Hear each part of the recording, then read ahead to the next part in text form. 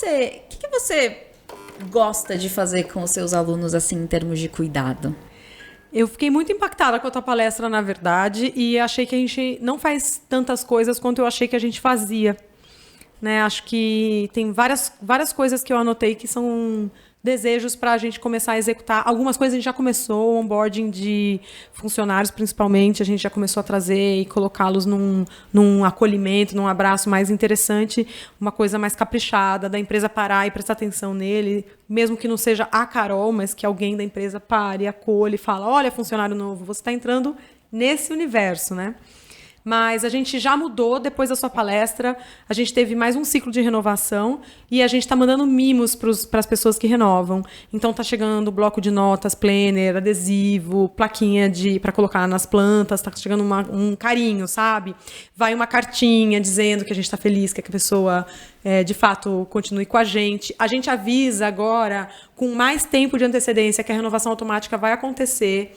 Então, muitas coisas que eu acabei vendo que a gente não fazia depois da sua palestra, eu fiquei atenta e falei, pô, a gente poderia fazer isso de um jeito mais empresa, não uma coisa atabalhoada do tive uma ideia, vamos sair correndo, mas vamos pensar para um próximo a gente fazer isso melhor. E a gente está absorvendo. O verdinho que você citou, ele surgiu um pouco de improviso, ele não era uma coisa comum. Se pegar meus vídeos mais antigos, eu não me dirigia à audiência assim, até porque eu tinha muita vergonha de gravar, então eu ainda estava muito centrada em mim mesma. Você percebeu que a pessoa do GNT tinha vergonha de... Você associou? Mas, ó, eu entrei no GNT em 2016, meu primeiro programa. E eu comecei na jardinagem em 2012. E eu vim do jornalismo que ridicularizava, juro mesmo, tenho vergonha disso, mas eu vim de um jornalismo impresso que ridicularizava o jornalismo de TV. Né? Eu venho de uma formação em que jornalista de verdade é de texto. Ou é de revista ou é de jornal. Esse pessoal na televisão é só um monte de gente bonita lendo teleprompter. É uma besteira isso, tá, pessoal? Mas essa foi a formação que eu tive na faculdade, que foi martelada por muitos professores. Então, quando eu acabei indo parar na televisão, eu tinha muita vergonha do que os meus colegas iam dizer. E, no fundo, eu me sentia, assim, fazendo algo menor. Foi bem difícil vencer esse preconceito interno. E a hora que eu venci, a coisa foi. Mas até que isso acontecesse, eu ficava limpando a mesa, eu baixava a cabeça, tinha muita vergonha de olhar para a câmera e falar olhando para a câmera, é uma coisa bem difícil. E a grande questão é que, nesse momento, quando você está tão autocentrado, você não é capaz de ter uma relação direta com a audiência e de criar um vínculo real. Né, um vínculo de entender o que o outro precisa. Você ainda está muito centrado no que você consegue e não no que o outro precisa. E foi muito surpreendente, na verdade, que os vídeos tão ruins do começo fossem bem. Porque, com certeza, não era culpa da apresentadora. Com certeza não era. Né? Era o tema que era muito forte. E aí, a hora que as coisas começaram a crescer e tudo mais, eu me dei conta que eu abri o YouTube um dia e tinha 500 mil visualizações num vídeo horrível. Eu falei, gente, me deu uma alegria e uma vergonha ao mesmo tempo. Me deu uma alegria que 500 mil pessoas querem saber sobre a Orquídea. E me deu uma vergonha do tipo, caramba, 500 pessoas viram aquilo. Eu limpando a mesa com a cabecinha baixa, a máquina de lavar começa a funcionar, o gato que derruba o vaso no chão. Falei, eu preciso melhorar, então, esse approach, né? Preciso chegar nessa pessoa com um pouco mais de, né? Oi, tudo bom? Tô conversando com você, né? E não, ai, tudo bom? Tô conversando com você aqui, fazendo um negócio. Pior isso, né? Muito ruim.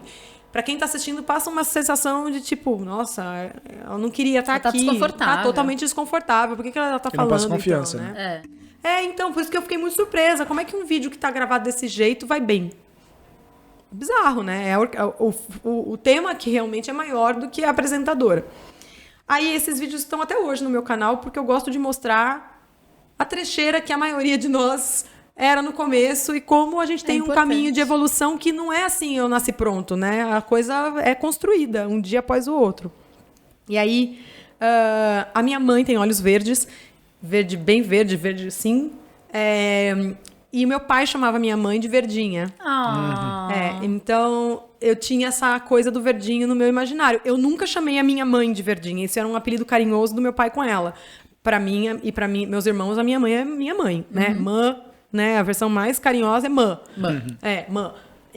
Mas ao longo da criação dessa relação com as pessoas que estavam me assistindo, em alguma hora eu falei, Verdinho, presta atenção nisso. Ou então eu falei, Verdinho, vocês vão gostar disso. E aí foi surgindo. Foi espontâneo. É muito doido, porque às vezes algumas pessoas escrevem pra mim e falam, pô, eu queria ter um bordão pra falar com a minha audiência, mas o bordão inventado é ruim. Exato, tem que O ser espontâneo. espontâneo. É muito mais legal que ele surja. Geralmente você solta um bordão e os próprios seguidores ali, eles já começam a repetir isso. E aí você fala assim, ah lá, gostaram. E aí nisso você começa a comentar mais sobre aquele assunto. Eu também nunca falei verdinha, achando que as pessoas diriam verdinha. E hoje as pessoas me escrevem falando, adoro quando você chama a gente de verdinhos. Mas...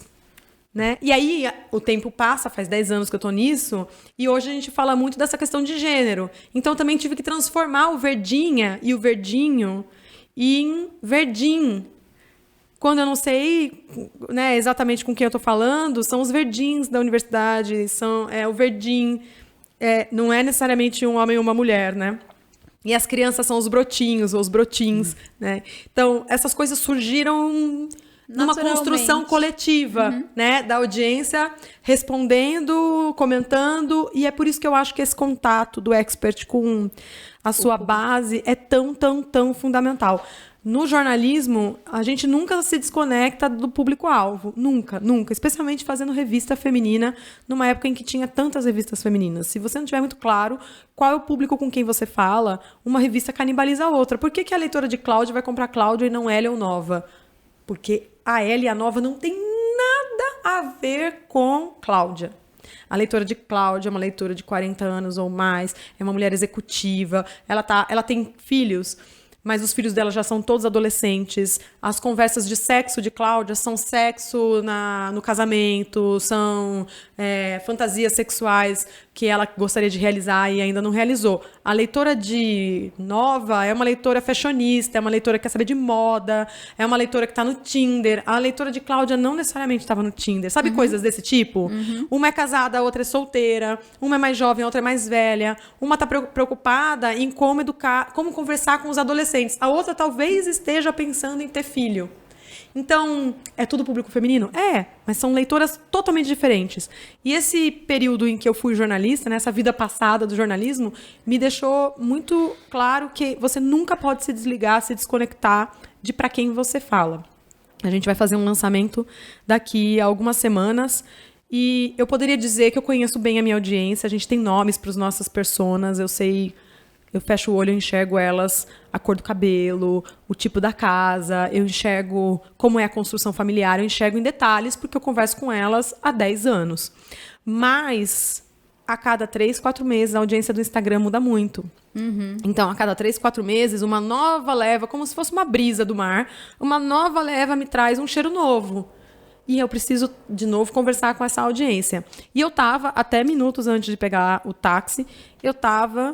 sentada na frente do computador, trabalhando numa tabela que eu e um colega meu do trabalho estamos fazendo já faz 2 semanas, de atualizar uma pesquisa quantitativa de audiência.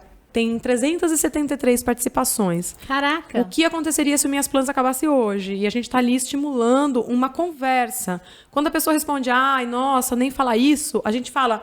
Fulano, não, a gente não está fazendo uma ameaça, a gente quer entender um pouco melhor como é que você vê, que coisas você aprende aqui que você não vê em outros canais. Então, a gente está estimulando uma conversa, né? Então, claro, tem algumas pessoas que falam, não, eu já aprendi muita coisa e acabou, morreu o assunto. Mas tem muitas pessoas que estão te dando um feedback bem suculento, sabe? Com bastante dado, com muita informação. E eu penso, eu não posso terceirizar essa... análise dos dados. Eu quero estar junto na hora que a gente está transformando isso numa tabela, porque eu quero ler como ela fala, eu quero ver quais são as dificuldades que ela tem linha por linha. Eu não quero que alguém fale, mulheres 25, 35 são maioria e me entrega um gráfico de pizza. Eu quero ver o texto das pessoas, eu quero ver ela falando...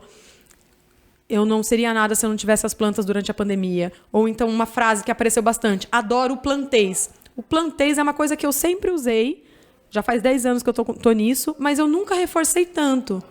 E aí, nos últimos 3 meses, eu tenho feito desafios de plantês. Surgiu do nada. O que é plantês? É tentar entender o que a planta está te dizendo sem palavras, né? Entendi. Entender o que ela sinaliza pra você, como essa planta que tá aqui atrás sinalizando que tá num ambiente escuro. E aí, eu brincava, não é botânica, é plantês, é você ser capaz de olhar pra planta e mesmo que você não saiba o nome científico dela, mesmo que você não saiba em que substrato que ela tá plantada ou como ela foi adubada, você bate o olho e você saca, isso aqui é uma árvore e ela tá sem folha embaixo. Se ela tá sem folha embaixo e tá toda torta, provavelmente ela tá se dirigindo à luz. Ela tá se inclinando porque ela tá tentando ir buscar luz. Essa é uma sinalização que uma criança é capaz de reconhecer, mesmo que ela não saiba o nome da planta. Então, os exercícios de plantês são coisas que a gente publica de tempos em tempos nos stories, mas eu fazia de um jeito completamente aleatório. Quando eu tinha alguma foto interessante, quando eu tô andando na rua e eu vejo uma coisa assim, e aí as pessoas falavam, em bom plantês, o que você acha que essa planta está dizendo? E aí, ao fazer esses exercícios, eu não dou a resposta como se fosse um teste do Instagram, sabe? Que a pessoa já vê a alternativa correta. Eu não dou. Eu faço eles pensarem um pouco. Eu republico, às vezes, alguma resposta que eu recebo, do tipo, ela está dizendo falta d'água. Aí eu republico a resposta e falo, olha, falta d'água seria se tivesse a folha de baixo podre. Né? Se você visse que o cabinho da folha tá marrom. Mas você vê, ela não tá marrom embaixo. Tem até 1 ou 2 folhinhas embaixo e elas estão verdes ainda. Então você vai ensinando, mas você vai ensinando devagar, assim, sabe? Bem cuidadoso. Porque se você tacar estiolamento, eu perdi a audiência. Total. Eu perdi a audiência que está num site de planta. Por quê? Porque estiolamento é uma coisa que as pessoas não sabem o que é. É uma informação técnica. Óbvio, se eu construo junto com ela, eu ganho. Se eu taco estiolamento, eu perco. Então, eu preciso fazer ela chegar no estiolamento junto comigo e não eu, do alto do meu conhecimento botânico, vomitar esse estiolamento para cima dela. E eu só consigo fazer isso estando no tete-a-tete com a audiência. Então, a gente tem hoje 8 pessoas. Hoje a gente contratou a 8ª de novo. A gente tem 8 pessoas trabalhando nas respostas aos alunos e não alunos.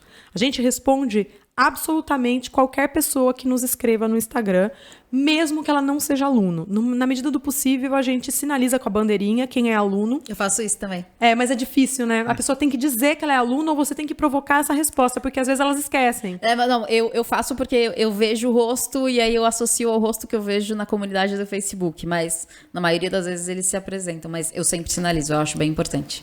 Cara, eu não tenho essa memória, porque eu tenho 30 mil alunos, seria impossível eu conseguir memorizar o rosto de todo mundo. Não, eu também não memorizo todo mundo, pelo amor de Deus, mas os mais ativos, né? Não, e é legal, porque você começa a reconhecer, fulana, você tá aqui de novo, né? Você vê quem fala com você bastante, essas coisas. A única coisa que eu falo, não troca foto, por favor, pelo amor de Deus. Essas coisas, métrica nenhuma vai te dar. Não. A métrica não tem alma. A métrica te diz faixa de tanto a tanto, a cidade que mais aparece ou o país que mais aparece, dias da semana que a postagem ela performa melhor, mas a métrica não te dá alma. Para você conseguir a alma daquilo, você tem que conversar com as pessoas. E eu acho que se você não gosta de conversar, você não deveria ser um professor online ou offline. Total. Né? Não faz sentido alguém gostar de dar aula e não gostar de responder dúvida.